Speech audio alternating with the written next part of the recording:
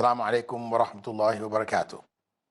I'd like to welcome you, dear viewers, to another in our series, The Best of Tawheed, in which we're looking at the best evidences which have been used from the Quran and the Sunnah to establish the correct meaning for this central pillar of Islam, Tawheed, the unique unity of Allah and its maintenance. How do we maintain it as a unique unity in our thought, our actions, our deeds? Scholars have dissected it in order to facilitate its understanding. And we have been looking at various elements from it and various concepts, statements, arguments, which in fact contradict the true teachings and violate its principles. In our previous episode, we were looking at fortune telling. And then we looked at a branch of fortune telling called astrology, which is very popular, probably the most widespread practice of fortune telling today. The other area, which is also a forbidden area, which violates the key principles of Tawheed, is the area known as magic. In Arabic, it's called sihr. If we look at the practice of magic, for which other terms like witchcraft, divination, necromancy, amongst the more classical terms used for it, sorcery, although witchcraft tended to be practiced by women, they call that witchcraft, the witch being a female magician. So these various practices, whatever name we give them, from the Islamic perspective, they are as a whole a forbidden area, because the Prophet, may God's peace and blessing be upon him, had prohibited magic based on the Quranic injunctions against it. We have clear statements from the Quran with regards to Prophet Sulaiman, where magic had been attributed to Prophet Sulaiman by the Jews. The Jews claimed that he had a special book of magic from which he practiced this particular form of evil. And so the things that he was able to do, which were in fact miracles, speaking with the animals, the birds, the ants, etc., and having control over the jinn and the various land and air animals, they followed his command, they did whatever he told them to do. They looked at all of this as magic, rather than looking at it as miracles from Allah given to Prophet Sulaiman. They looked at it as magic. And that is why they attributed magic to him. However, if we look at the text of the Quran in Surah Al-Baqarah, verse 102, where Allah said, they follow what the devils related concerning Solomon's kingdom. But it was not Solomon who disbelieved. It was the devils who disbelieved by teaching the people magic, and that which was revealed to the angels Harut and Marut in Babylon, although the two would not teach anyone anything until after they warned them, saying, indeed, we are only a test and a trial, so do not commit disbelief. So this is a portion of the verse which clearly absolves Prophet Sulaiman from any attribution of magic to him. This was not what he taught, which he had learned. It was something evil which was coming from the devils, the shayateen. They're the ones who were practicing it. And they had learned it from two angels, Harut and Marut, who had been sent to Babylon as a trial and a test for the people of Babylon. And those angels would never teach any of magic to the people, to human beings, without first warning them that it's disbelief. However, the people were keen on learning this practice and the knowledge of it, and by doing so, they committed disbelief. This is the clear text from the Quran. However, the Jews, modifying the text, developed their own mystical system called the Kabbalah, and in it, magic is practiced, and the knowledge of it they related to Prophet Solomon. However, this verse in the Quran has clearly indicated that this is false. It's not true at all. Instead, it is something evil which had already been forbidden in Deuteronomy 18, verses 9 to 12, where we find what is attributed to God in the Torah, saying to Jews who were led by their Muslim leaders, because actually they were not really Jews, they were Muslims. When you come into a land which the Lord your God gives you, you shall not learn to follow the abominable practices of those nations. There shall not be found among you anyone who burns his son or daughter as an offering, anyone who practices divination, a soothsayer or an augur, that's fortune telling, or a sorcerer or a charmer, or a medium, or a wizard, or a necromancer. For whoever does these things is an abomination to the Lord. And because of these abominable practices, the Lord your God is driving them out before you. So there's a clear indication here that from the Jewish Christian scriptures, the practice of magic was an abomination. It was something greatly forbidden by the revelation of the past, as well as in the final revelation itself.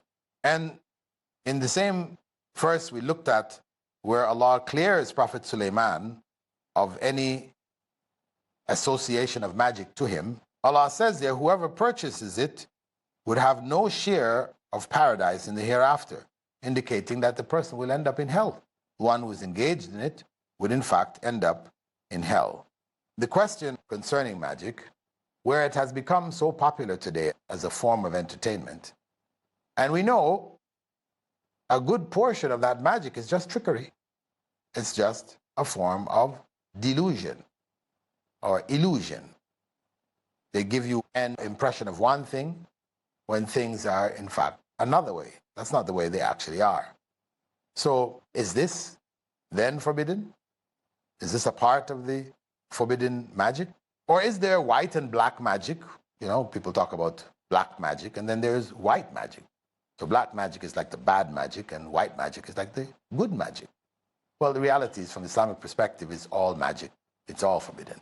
Even what is trickery is forbidden to be practiced in such a way that people believe that the one doing it is actually doing what he's appearing to do. If one was just entertaining people by doing a trick and then explaining to them how he did it, so it's clear to the people this is not magic, it's just an illusion, that's a different situation.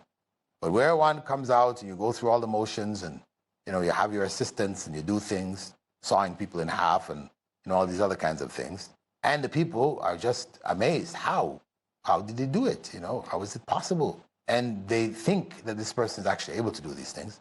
This is forbidden. From the Islamic perspective, this is not allowable. Even though it's not real, quote unquote, magic, but it is enough down the way to be considered haram and forbidden, not allowed in Islam. We're going to take a brief break, after which we will continue to look at magic as a practice, as it is practiced today, and try to get to the root elements of why it is forbidden. We'll see you after the break. Assalamu alaikum. Welcome back from the break. Now, prior to the break, we were looking at magic as an illusion, tricks that are done to entertain people, while people actually end up believing that what is being done is actually being done and that it's not an illusion. But even if they know it's an illusion, we said that this is not permissible, as it is opening the door for the forbidden forms. So magic has two aspects to it. One which may be called tricks, magical tricks. The other which involves now contact with the jinn, the world of the jinn. This type of magic, which can now affect people by spells actually causing physical harm and damage, this type, which is the core, is clearly forbidden. The Prophet, may God's peace and blessing be upon him, forbade it in no uncertain terms. And we mentioned the verses in the Quran in which Allah attributes to those who practice it disbelief. So this form of magic involves support and help of the jinn, where the jinn, who are normally invisible to the rest of us, can support the magician, the real magician, in some of his acts and practices to give the people the impression that he has supernatural powers, powers which really only belong to God alone. So people's faith in God is shaken. And this opens them up now to other satanic forces which would encourage them to engage in forbidden acts of sacrifice and worship to other than Allah. And all of this can come in along with that package. So this is why Islam forbids it outright. Don't even do it in fun, presenting a magic show. One thing to entertain, as we said, and explain what you're doing so people understand that it is just, a quick trick that you've done, something which will cause them to laugh, whatever, etc. But in the end, they know it isn't real. That's a different status. But for most magicians, they have oaths that they swear to, that they would not reveal the tricks of the trade to others, etc. It's a closed circle of the major magicians, beginning with people like Houdini and others before him, who have developed this ways and means of tricking people into believing that human beings are able to do some of these supernatural acts. But the fact of the matter is that they really aren't. It's only what your eyes see. As they say, the hand is faster than the eye. When the hand moves faster than the eye is able to follow, or the hand is able to do things out of contact of the eye, so the eye is not able to follow it, so a person may take from your ear a coin. You wonder, where did that come from? Obviously, there was no coin behind your ear, you know that. All of a sudden, he's got a hand, there's no coin there, and all of a sudden, he's taking a coin from your ear. Well, of course, he has taken the coin from other sources, switched it from hand to hand, or picked it up from some pocket on his body, on his person, and has kept it hidden in his hand in such a way that it appears now that he's putting an empty hand forward and then pulling a coin from behind your ear. So these are just tricks, but for those ignorant people who don't understand the prohibition of magic, they may look at this as something very light and not very significant. But the reality is it's a path, It's a road that you go down, and this is just one of the stages of the road. So when we look at the time of the Prophet Muhammad ﷺ himself, in fact, a magician, sorcerer, who was in Medina from one of the Jewish tribes, had cast a spell on the Prophet ﷺ. We can find the story of it narrated in Sahih al-Bukhari as well as Sahih Muslim. It states there in one of the narrations, Zayd ibn Arqam reported that a Jew by the name of Labid ibn A'sam cast a magical spell on the Prophet. And when he began to suffer from it, Jibreel came to him and revealed the Mu'awwadhatan, the two surahs, Al-Falaq and Nas, which are used to seek refuge in Allah from harm at the end of the Quran. Then said to him, surely it was a Jew who cast this spell on you, and the magical charm is in a certain well. The Prophet ﷺ told him to untie the knots in it, one by one, and recite a surah from the surahs with each. When he did so, the Prophet ﷺ got up as if he had been released from being tied up. Okay, so the Prophet ﷺ was affected by this magical charm which Labid ibn A'sam had prepared for him and buried it in a well in Medina. Now, what he had done was collected a comb of the Prophet which had some of the hairs from his head, etc. And he had tied knots into it, to this concoction, blown over it, and with the aid of the jinn, it affected the Prophet Muhammad ﷺ in such a way that some things you remember that he had done. But in fact, what he thought he hadn't done, he did do. And what he thought he did do, he hadn't done. So, there was this kind of effect on him where he was unsure about things. Some things, he thought he did them, but in fact his wives would tell him, no, you didn't do that. Or he thought he did it, and he said, no, you haven't done that. Sort of thing. So then Allah sent the last two chapters of the Quran, قُلْ أَعُوذُ بِرَبِّ الْفَلَقِ and قُلْ أَعُوذُ بِرَبِّ النَّاسِ, as a means of breaking the spell. So we take from that if anybody is suffering in such a way, then it is about reciting these chapters. This chapter should be recited for that person as a means of removing the spiritual ailment which has come over them as a result of magic. So when the Prophet ﷺ had this done, obviously it's not surprising then for him to speak of magic in such a harsh manner. Well, not himself directly, but his companions after him did engage in executing anyone who is caught in the practice of magic. One of the things that we also have to consider, because of the use of the jinn or the involvement of the jinn in terms of affecting people through magic, because you have to remember that because the jinn are invisible to us, if a person was working with a jinn, for example, then the jinn could lift him from his chair and he would appear to those people to have just raised himself. He could say to them, look, I will show you a sign. And then as he's sitting there, his body raises from the chair. And they don't see any wires or anything which raises him up enough that you could look under. And you don't see any, structure which has raised him up. So, wow. But of course, when you understand that that person is working with the jinn are invisible to us, then they can simply lift him up and we wouldn't know it. So this types of practice, which may start off very simple, may then shift to this stage where you're actually harming people through the jinn and magic. In fact, the practice of magic is quite widespread in many Muslim countries today, third world Muslim countries, where people talk about being affected by magic all the time. In fact, maybe they have gone overboard to certain degrees that anything that happens, they say, oh, it must be magic. So-and-so can't get married. Very common point that I hear in Facebook questions sent to me, what can I do? I think there's magic on me. Every time I try to get married, the things don't work out. It's been years now and I haven't got married yet. Magic. Somebody, I can't have a baby. I've been trying to have a baby, so and so and so. I think somebody's put a spell on me, my mother-in-law or whatever, magic. So many things tend to be attributed to magic. Of course, much of it is not at all. But there are some genuine cases where people are engaged in magic and using the jinn to harm others. So it's not something we can treat lightly and just laugh it off when people are genuinely being hurt in different parts of the world. So the issue of magic, we've seen what the Prophet Muhammad has done.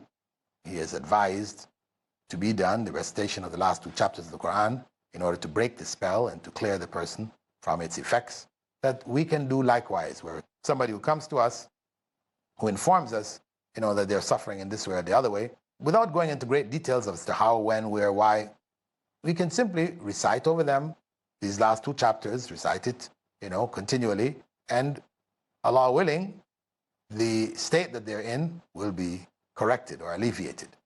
So we should, on one hand, avoid magic and its practice as much as possible. And on the other hand, we should be conscious of its impacts, its effects, and how we can deal with it if we find it present. So with that, dear viewers, I'd like to thank you for being with us in this segment of our program, The Best of Tawheed. We'll be looking a bit further into the impact or the role of jinns in terms of affecting us as human beings, whether through magical practices of other human beings or through other practices. Realities are that there are many of us who do suffer from this interaction, this, you could say, demonic attack. And as a result, it has devastated people's lives. So we will be looking at that in more detail to get to the root of it and understand the problems and the issues. So we hope to see you in the coming episode. I now bid you farewell. Wassalamu alaikum wa rahmatullahi wa barakatuh. Oh Lord, here I am, pleading at your door. Send me your mercy, send me your peace, or I am lost for sure. Oh Lord, here I am.